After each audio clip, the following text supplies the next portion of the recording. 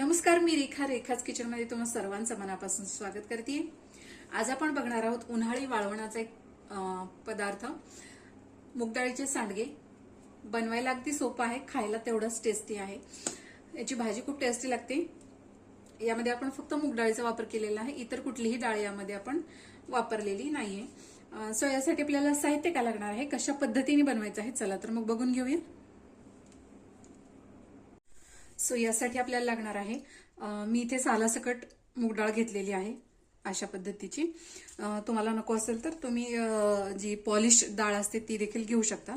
तर साधारण ही 4 तास मी पाण्यामध्ये भिजवून घेतलेली आहे।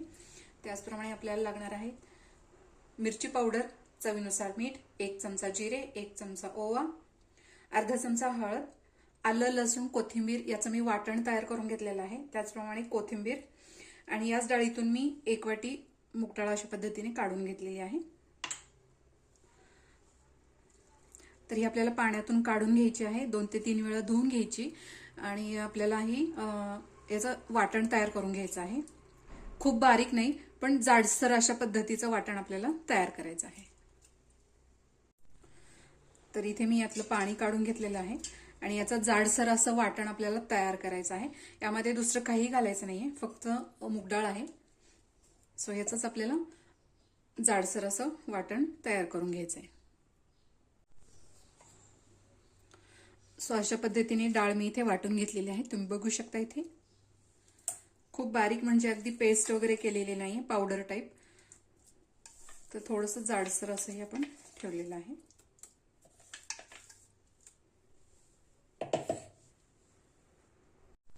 सो अशा पद्धतीने आपण डाळ इथे वाटून घेतलेली आहे।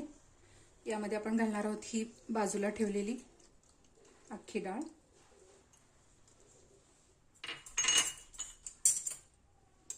आलं लसूण कोथिंबीर याचं वाटण आहे, ओवा,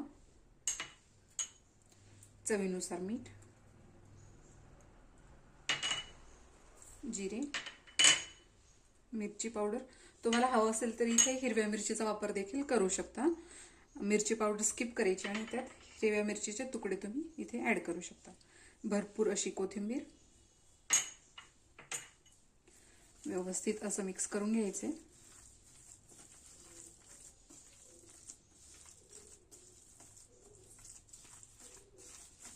हे सांडगे खायला खूप छान लागतात।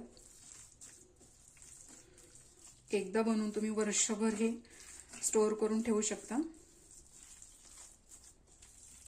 तर साधारण एक 10 ते 15 मिनिटं आपण हे झाकून ठेवणार आहोत।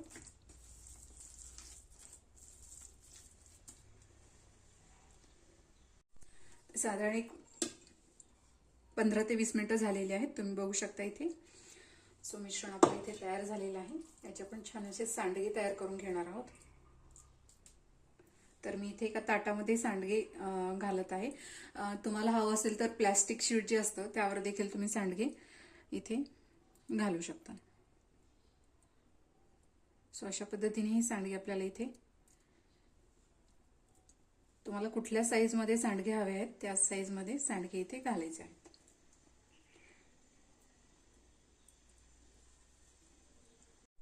सो अशा पद्धतीने मी इथे सांडगे घालून घेतलेले आहेत, तुम्ही बघू शकता इथे। तर हे आपल्याला कडकडीत उन्हात 2 ते 3 दिवस सुकवून घ्यायचे आहेत।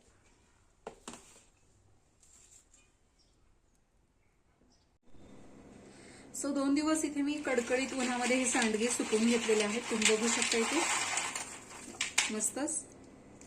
तर आता वर्षभर तुम्ही हे स्टोअर करून ठेवू शकता, हे अजिबात खराब होत नाही। रेसिपी जर आवडली असेल तर नक्की ट्राय करा। व्हिडिओ जर आवडला असेल तर लाईक करा, शेअर करा, सबस्क्राईब करायला विसरू नका। बेल आयकॉनला क्लिक करा जेणेकरून तुम्हाला माझ्या व्हिडिओची नोटिफिकेशन येत राहील आणि अशाच प्रकारचे छान छान रेसिपीज तुम्हाला बघता येतील। प्रेमाने बनवा, प्रेमाने खाऊ घाला। धन्यवाद।